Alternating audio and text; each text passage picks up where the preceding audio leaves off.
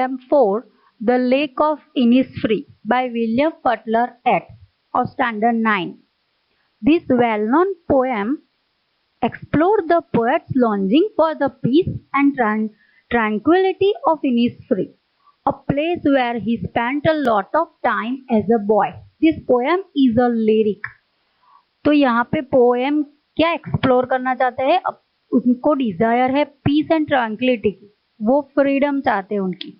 तो यहाँ पे एक इनिस्फ्री यानी कि एक आइलैंड है, an island in a lake. Lake पे जो एक आइलैंड है इसके बारे में यहाँ पे बात है।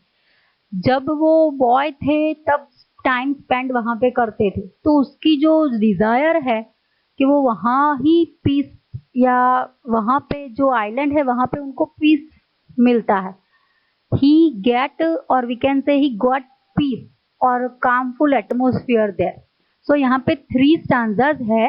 There are 3 stanzas of this poem. So let's we see one by one. Before going to start this stanza, some central idea of the poem is the poet want to say that the charm of a rural area. तो वो rural area का charm दिखाना चाहते हैं.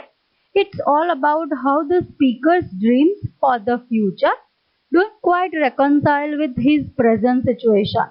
उनको अपनी present situation से कोई reconcile नहीं है, लेकिन वो अपने dreams जो future में complete करना चाहते हैं उसकी बात है।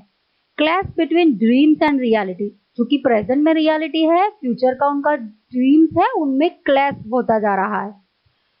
The poet dreams of escaping the busy and crowded street of London to a small island in a lake, of which he had fond childhood memory.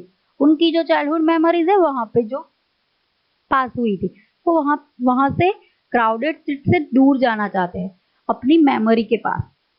It is a simple natural place where he will build a cottage, grow beans, have a beehive and live alone, listening to the sounds of the birds singing, the bees buzzing and the lapping of lake water. The poet expresses a set of desires familiar in the modern world, to escape, to achieve, place and solitude, to be at one with nature.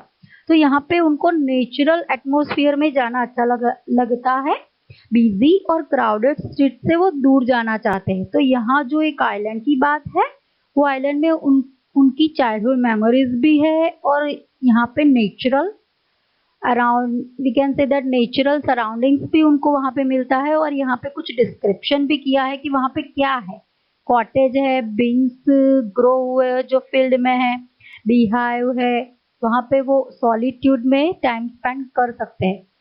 तो हम अब stanza wise देखेंगे। Let's see first stanza. I will read some line here. I will arise and go now and go to Innisfree, and a small cabin built there of clay and wattles made. 9 bean rows will I have there, a hive for the honeybee, and live alone in the bee lord glad. तो यहाँ पे कुछ words है जैसे कि arise, that means stand up. Innisfree, as I discussed, that an island in a lake.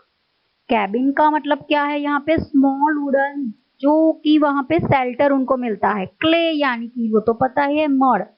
वेटल्स which is the new thing, so what we can say material consisting of rods interlaced with twigs and branches used for building walls और fences. Fences बनाने के लिए जो कि twigs branches use होती है उसकी बात है। उसमें जो मटेरियल होता है यूज, उसको कहेंगे यहाँ पे वेटल, जो कि वुड में से बनता है। Then another word is bean rows, rows of bean plants, जो कि bean plants है उनकी जो rows है उसकी बात है। bee lord यानी कि place having the loud sound of bees buzzing, bees का sound है जो कि वहाँ पे बहुत ज्यादा सुनाई देता है। glad यानी कि open space in a forest, forest में जो open space है उसकी बात है। तो कुछ वर्ड्स हमने देख लिए हैं यहाँ पे, जो कि बहुत नहीं कह सकते, लेकिन कुछ मीनिंग्स यहाँ पे देख सकते हैं। आपको समझ में ना आए इसलिए मैंने बोल दिया है।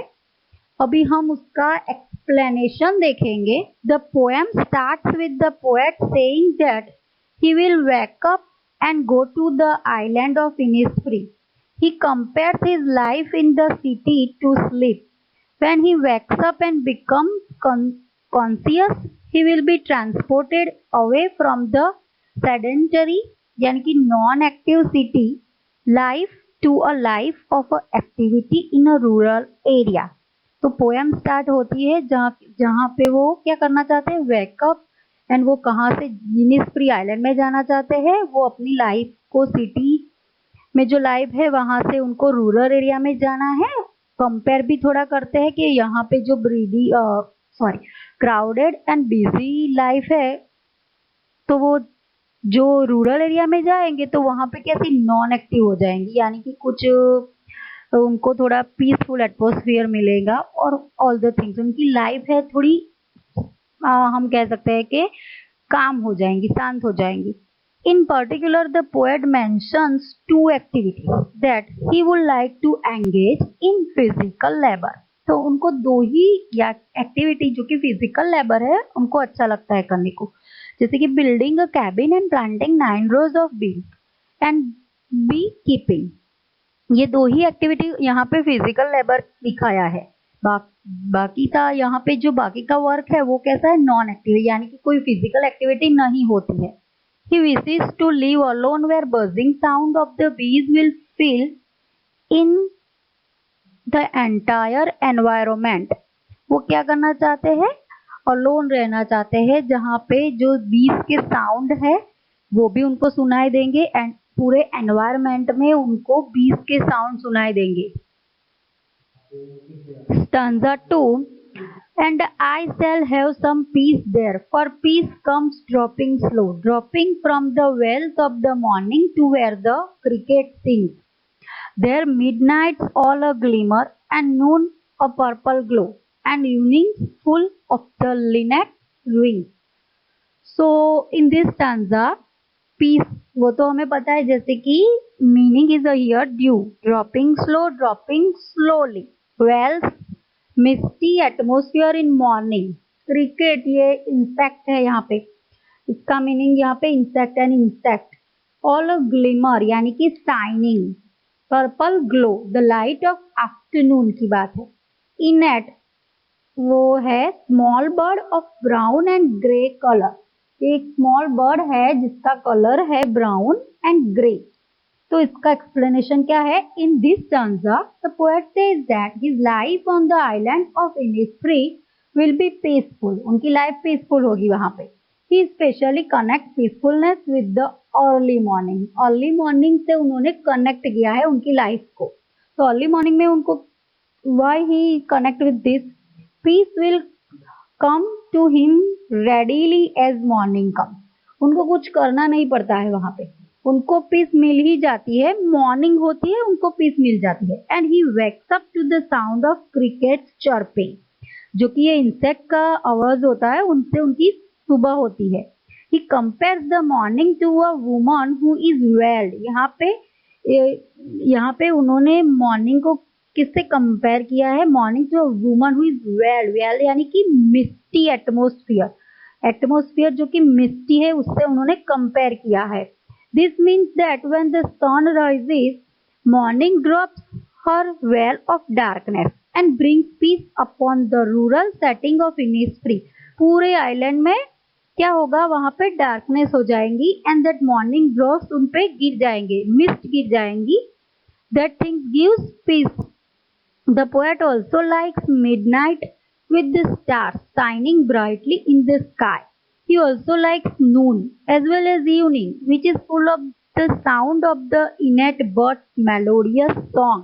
तो उनको मॉर्निंग भी अच्छा लगता है, मिडनाइट भी अच्छा लगता है, and the another thing that midnight में जो स्टार शाइनिंग करते हैं स्काई में, that also he like, and the another thing noon पसंद है उनको, इवनिंग भी वो एटमोसफियर में उनको अच्छा लगता है. वो सारे पूरे टाइम में क्या होता है, which is full of the sound of the Lynette birds, जो कि मेलोडियस सॉन्ग गाता है, पूरा एटमोसफियर ऐसा हो जाता है. तो ये था सेकंड स्टांजा का एक्सप्लेनेशन. अभी हम देखेंगे stanza 3. I will rise and go now, for always night and day I hear the lake water lapping with low sounds by the shore, while I stand on the roadway or on the pavement grey. I hear it in the deep heart score. तो ये line है stanza 3 की lapping यानी कि sound of water striking the shore, जो कि water का जो साउंड होता है शोर के आसपास में। लो यानी कि सॉफ्ट, रोडवे यानी कि road in the town, town का जो रोड होता है वही। पेवमेंट ग्रे यानी कि डल एंड ग्रेप पाथ, जो कि डल पाथ है। डीप हार्ट स्कोर यानी कि deep in my heart, heartly, very deep in the heart. तो ये था उनका meaning. Explanation in this stanza, the poet make a resolution that he will go to Innisfree just now because Innisfree is never out of his mind. वो अभी जाना चाहते हैं। और क्यों? क्योंकि उनके माइंड से ये जाता ही नहीं है। ये आइलैंड का जो लेक है, आसपास का जो सराउंडिंग एनवायरनमेंट है, वो उनके माइंड से निकलता ही नहीं है, क्योंकि उनका जो चाइल्डहुड है वो वहाँ पे स्पेंड हुआ था। Throughout the day and the night he can only hear one sound in his mind, that of the water reaching the shore of the island of Innisfree. तो ये आइलैंड के पास में जो साउंड होता है वाटर के आने से, वही उनके दिमाग में पूरे टाइम चलता रहता है। At a calm pace, creating a soft lapping sound. बहुत ही सॉफ्ट लैपिंग साउंड सुनाई देता है। He hears this sound deep within his own heart as he goes about his life in the urban setting of roadways and pavement.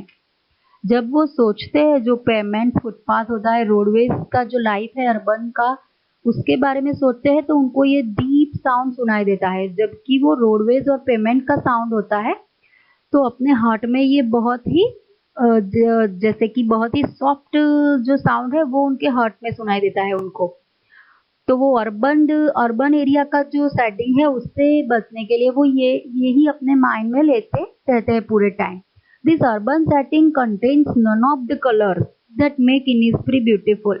Urban का जो area है वो बिल्कुल colourless है, उनमें कोई भी कलर नहीं है, कुछ कलर की बात नहीं है। उससे तो अच्छा उनको क्या लगता है, इनिस्फ्री की, जो कि बहुत ही ब्यूटीफुल है। तो ये कंपैरिजन ही नहीं हो सकते। उन्होंने पहले कंपैरिजन तो किया है अर्बन और रूरल एरिया का, लेकिन उनको तो इनिस्फ्री का आइलैंड ही अच्छा लगता है। Instead it appears grey and boring. तो अर्बन सेटिंग जो कि ग्रे एंड बोरिंग, कलरलेस यानी कि ग्रे एंड बोरिंग लगता है, और जो इनिस्फ्री का एरिया है उनको बहुत ही ब्यूटीफुल लगता है।